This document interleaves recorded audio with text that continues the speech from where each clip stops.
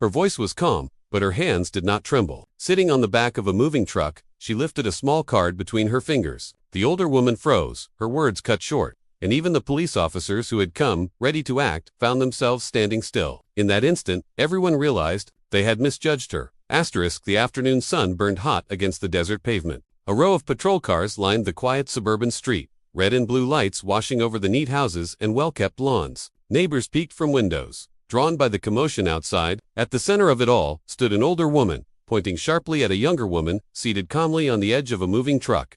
Her words cut through the still air, full of accusation and disdain. The younger woman, silent, simply watched her with steady eyes. She did not argue. She did not defend herself. Instead, she held up a small object, her military identification card, its plastic surface glinting in the sun. And in that moment, the woman's finger faltered. The fury in her voice cracked into silence. Even the officers behind her shifted uneasily. The young woman's name was Maya.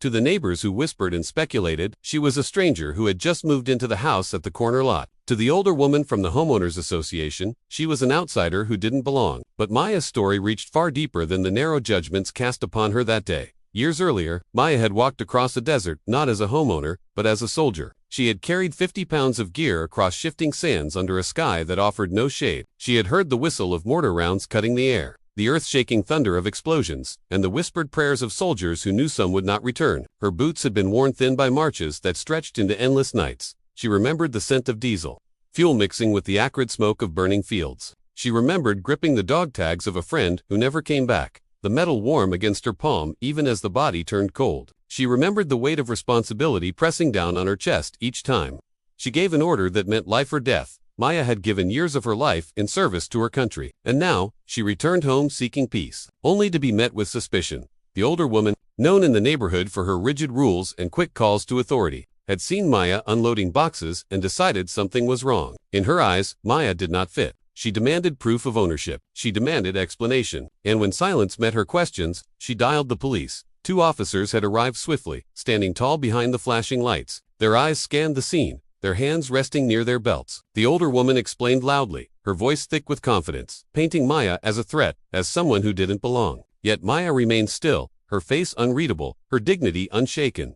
Tension grew heavy. Neighbors watched, whispering from doorways, too hesitant to speak. The air itself seemed to wait for a spark. The older woman's words grew harsher, her finger cutting through the air like a blade. But Maya did not rise to the bait. Instead, she reached into her pocket, pulled out her worn leather wallet, and carefully lifted her military ID. It was a simple gesture, but it carried the weight of every sacrifice she had made. The laminated card bore her name, her rank, her photograph in uniform. It was more than identification, it was a record of honor.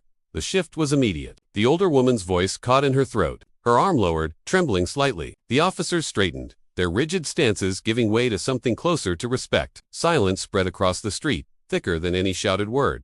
And in that silence, a truth rose clear. The woman they tried to humiliate was someone who had already faced battles far greater than this. Maya's calm became her weapon. She spoke no insult, offered no anger. Instead, her silence carried a message louder than any protest. You tried to strip me of belonging, but I have already earned it with blood and sacrifice.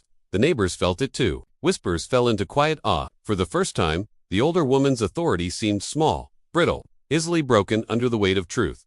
The officers nodded subtly to Maya. One of them glanced at the older woman, his face stern. No words were needed. The message was clear. The accusations had collapsed, and the dignity of the veteran stood untouched. As the tension ebbed, Maya lowered her ID, tucking it back into her wallet with care. She looked toward the older woman, her gaze steady but not cruel, and in that look was a line that would remain in the memory of all who witnessed it. Respect is not given by rules. It is earned by sacrifice. Another line lingered as the officers turned back toward their cars. The quietest strength is often the hardest to break. The crowd of neighbors stood in silence, some bowing their heads slightly, some stepping back into their homes with thoughts heavy in their chests. The older woman, once loud and certain, now found no words. Her authority had been stripped away, not by anger, but by truth, and as the patrol cars pulled away, the street returned to calm. But nothing felt the same. A new story had been written upon those sidewalks. One of judgment overturned and dignity restored. Maya lifted another box from the truck, carrying it toward the home that was now hers. The sun dipped lower, painting the street gold, as if the world itself wished to honor her quiet victory. The story does not end in shouting. It ends in silence, the silence of respect, the silence of a community learning who truly belonged.